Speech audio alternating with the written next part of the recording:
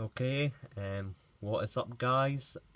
Today I am going to make a very broad video on all of my political views, just in one video, just so you get an introduction of who I am, and then I will slowly go into more detail by talking about specific issues in separate videos one by one. But as of now, I'm just gonna try and summarize it all in one video so you get a basic grip on who I am, basically. And then I'll go into more detail afterwards. Okay, so politics. My general view in politics is it's just a horseshoe theory. You have polar opposite, two sides that are polar opposite, but ironically, the further they go away from each other, the closer they meet in the centre and become the same thing. So, yeah, so that's just how I see it. But, anyways, here's some visuals for you guys to watch. So, we'll go back to the first one. Let's start now.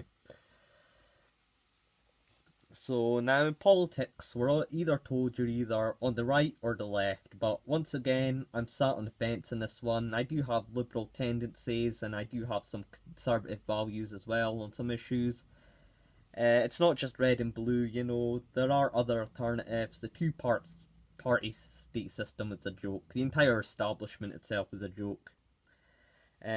Okay, if we had to take the entire political spectrum, I would consider myself a classical liberal or a centralist or a centre liberal. I believe the government should take care of its people.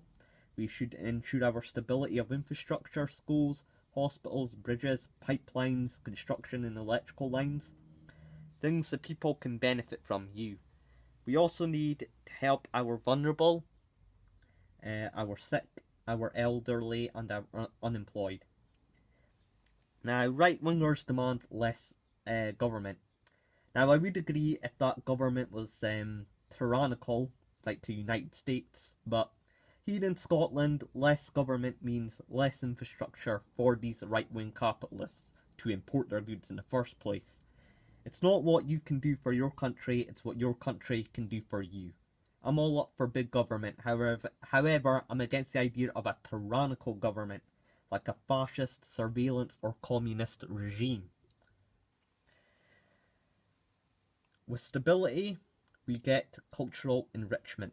Things like the arts start to develop, philosophy, sports, just like ancient Greece. But without stability, we get none of that.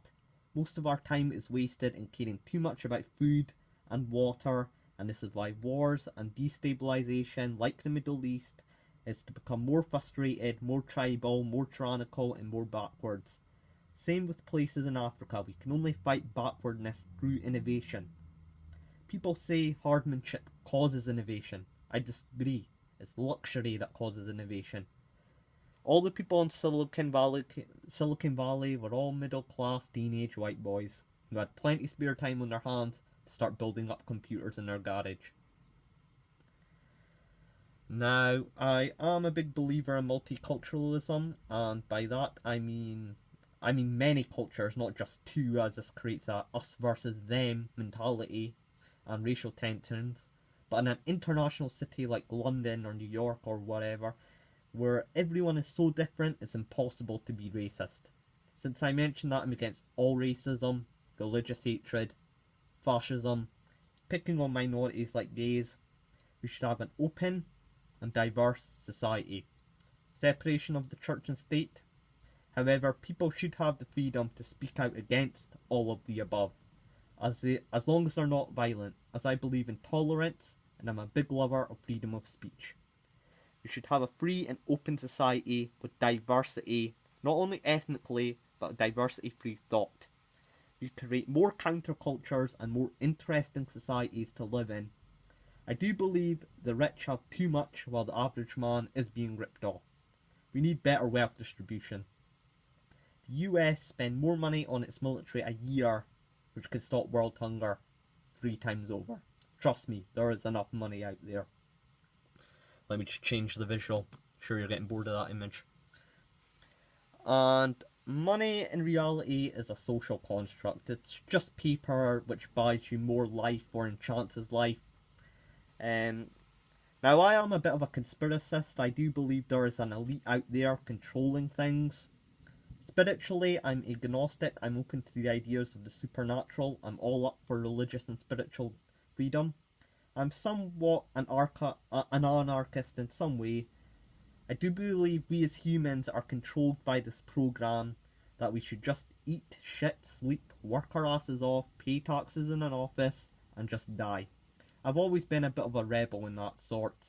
Maybe because I come from a capitalist family, but since I mentioned money, whether it's in the form of paper coins, credit, even bitcoins, I did mention the elite in Wall Street. However, we can't tax them to death that we interrupt the companies that give us products like Coca-Cola, Apple iPhones, and Starbucks.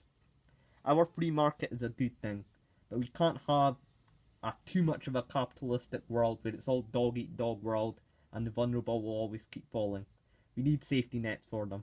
There are people out there who will abuse these social programs like single mothers, but I still think the good outweighs the bad. I'm against the idea of classism and status.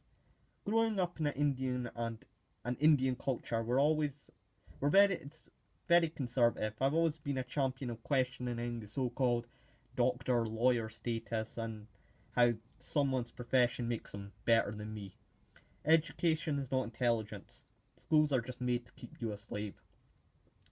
Also, getting bullied in school myself and living in Scotland where they also embrace that sort of backwards thinking of piling up in social orders and picking on the weak, but we can't have but anyways, back to economy now quickly. Communism is sharing the goods. Capitalism is producing the goods. If we share the goods, we'll run out of goods. And if we produce the goods, and that's all we do is produce the goods, and nobody will be able to even afford the goods anyway. So, making and sharing basically. I'm against the idea of trade of foreign unions. We can't become like the EU. I believe nations should keep sovereign and not tied up to trade agreements with other nations, that they become a colony of a super state disguised as a union. I'm an isolationist in that fact because people. Let me just change it there. Because people of their own country should rule themselves. It's freedom. However, I'm against the idea of nationalism though. The idea of people thinking they're better than other people because they were somehow shot out of someone else's pussy in some random part of the world, so they're somehow better.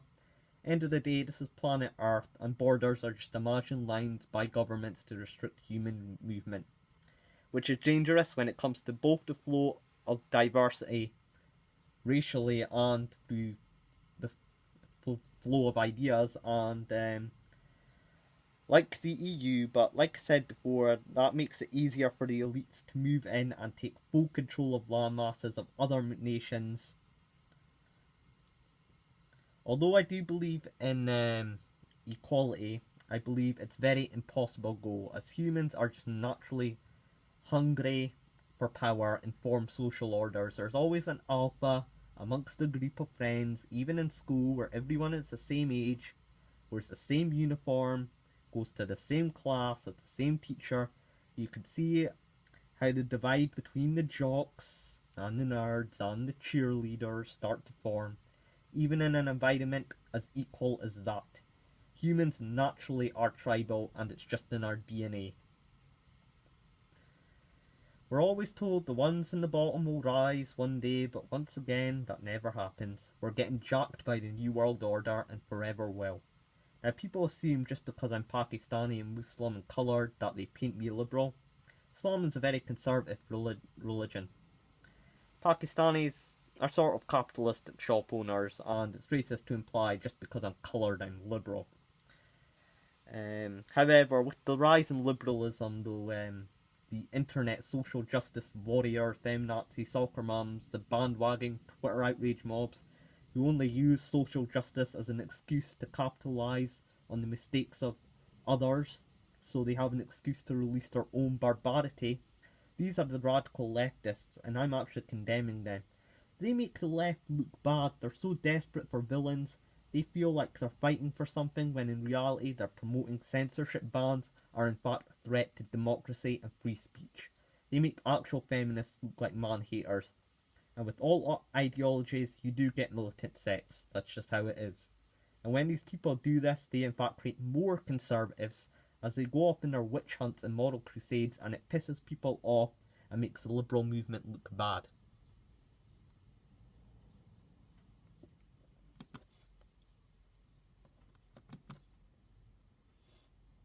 But I'm a pacifist. I'm against war. Learn to see yourself in both in the eyes of the victim and the villain. I don't support the troops. I'm Pakistani. I'm Islamic in heritage. I've seen the horrors of war, both by Islamic extremism and by Western troops. When you make war, you make more enemies and breed more extreme ideologies and need for revenge. These troops have these warrior mentalities that they're these big, loud, dumb alpha men, but it's only when the powerful and the testosterone high wears off, you become a victim once you no longer have a leg and rely on benefits in which you conservatives need in the first place. No one protects my freedom, for I myself am a free individual and don't need people to defend it for me. Look at Iraq, Afghanistan. Insurgencies have proven more effective than an actual army. A man who gives up his freedom for security deserves neither. These people don't fight for freedom, they're government paid killers. And as long as the troops isn't a part of a tyrannical government, like I suppose Bolivia aren't going around killing people, then I'm cool with a Bolivian army, but it's just the imperial ones I hate. Now people say I should be grateful that I'm not in Uganda or Bangladesh, but I ain't trying to compare myself to other countries. Our aim is to be better than ever before. And just because there are wars, there is corruption, the actual landmass of the people are not bad. They just have not caught up to civilization yet and that are going through a hard time. This whole idea that the West is somehow better is absurd. I believe big supporter of the Second Amendment. I won't explain it. Big supporter of guns, living in the UK and being disarmed. If you're an American who's watching this, fight for your right for guns. Okay, so anyway, drugs. Drugs are not a crime. By making drugs illegal, you create more black markets, which make gangs wealthier. A realistic goal should be to decriminalise heroin, cocaine and meth. Not be allowed to have meth shops, obviously, but you just don't get arrested for selling it in the streets. As you in your mind in your own as long as you mind it in your own business and smoke it privately in your own house and not in public, cannabis should be legal. Now I do think cannabis is different though. You should have cannabis shops and all that sort of things. So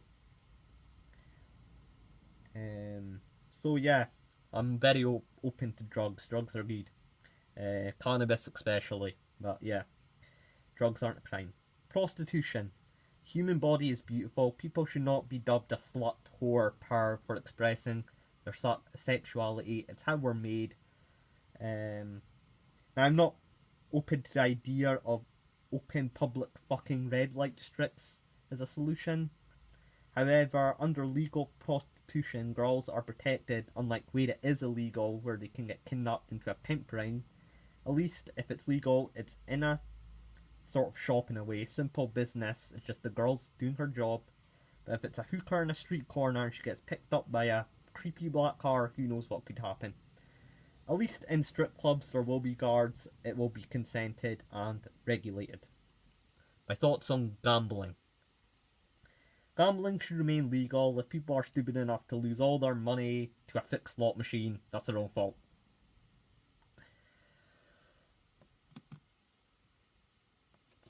I'm a big lover of arts and human expression, but we can only have cultural enrichment through stability. We should embrace art, comedy, films, movie, music, and architecture.